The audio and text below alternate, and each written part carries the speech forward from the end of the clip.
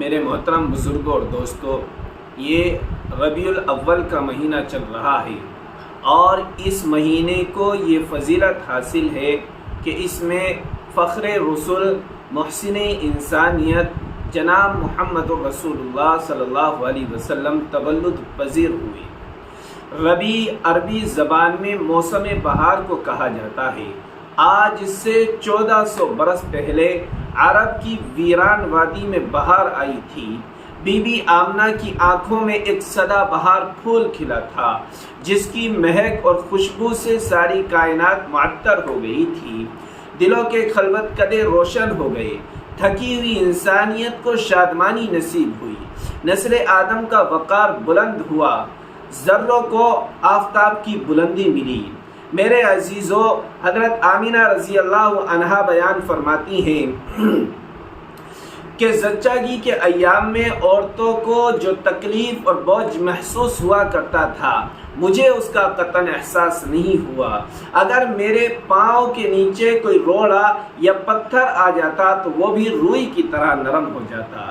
حضرت آمینہ رضی اللہ عنہا بیان فرماتی ہیں کہ جب سے یہ بچہ میرے پیٹ میں آیا ہے، عورتیں دیہات کے اندر پانی لینے، کنووں پر پانی لینے کے لیے جایا کرتی تھیں اور میں بھی ان کے ساتھ کنویں پر پانی لینے کے لیے جایا کرتی تھی۔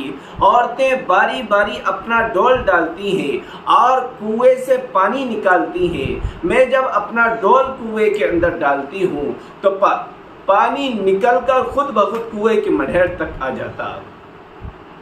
حضرت آمینہ رضی اللہ عنہا یہ بھی بیان فرماتی ہیں کہ جب سے یہ بچہ میرے پیٹ میں آیا ہے، اس وقت سے مجھے عجیب طرح کے خواب نظر آتے ہیں اور خوابوں میں اکثر نور دیکھتی ہوں۔ انہوں نے ایک روز اپنی سہیلیوں سے ذکر کیا کہ جب سے یہ بچہ میرے پیٹ میں آیا ہے، اس وقت سے مجھے خواب نظر آتے ہیں اور خوابوں میں اکثر نور دیکھتی ہوں۔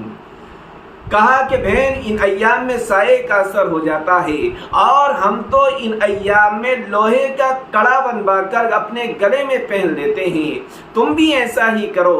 حضرت آمینہ رضی اللہ عنہا نے ان کے کہنے پر ایسا ہی کیا۔ پہلی ہی رات میں ایک بزرگ ہستی سبز عمامہ، سفید داڑھی، خوبصورت حسن والے خواب میں نظر آئے اور حضرت آمینہ رضی اللہ عنہا کے قریب آ کر اپنی شہادت کی انگلی سے اشارہ کیا۔ اشارہ کرتے ہی گردن کا کڑا ٹوٹ کر زمین پر گر گیا۔ حضرت آمینہ رضی اللہ عنہا پریشانی کے عالم میں پوچھتی ہیں کہ بابا تم کون ہو اور تم نے یہ کیا ظلم کیا؟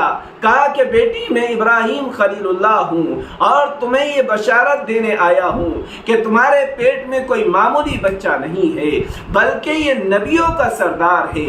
جب یہ پیدا ہوگا تو حق کا بول والا ہوگا اور ساری کائنات سے اندھیرا ختم ہو جائے گا، روشنی پھیل جائے گی۔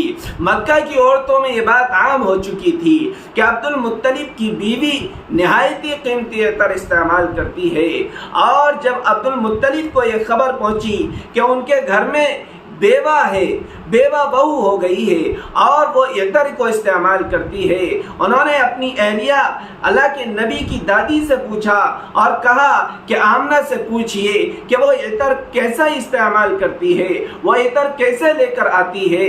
تو کہا کہ میں ان سے پوچھنے کی کوشش کرتی ہوں لیکن ایک رعب ہے اس پر، ایک ڈر ہے اس میں کہ میں اس کے قریب نہیں جا سکتی۔ حضرت عبد المطلب نے پوچھا کہ بیٹی تجھے اتنی مشہور کن خوشبو کون لا کر دیتا ہے؟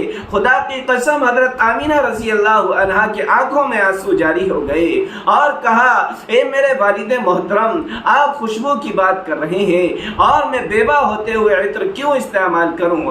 اگر جو میں ان ایام میں دیکھتی ہوں اگر آپ کے سامنے بیان کر دوں تو آپ مجھے پاگل اور دیوانی قرار دیں گے۔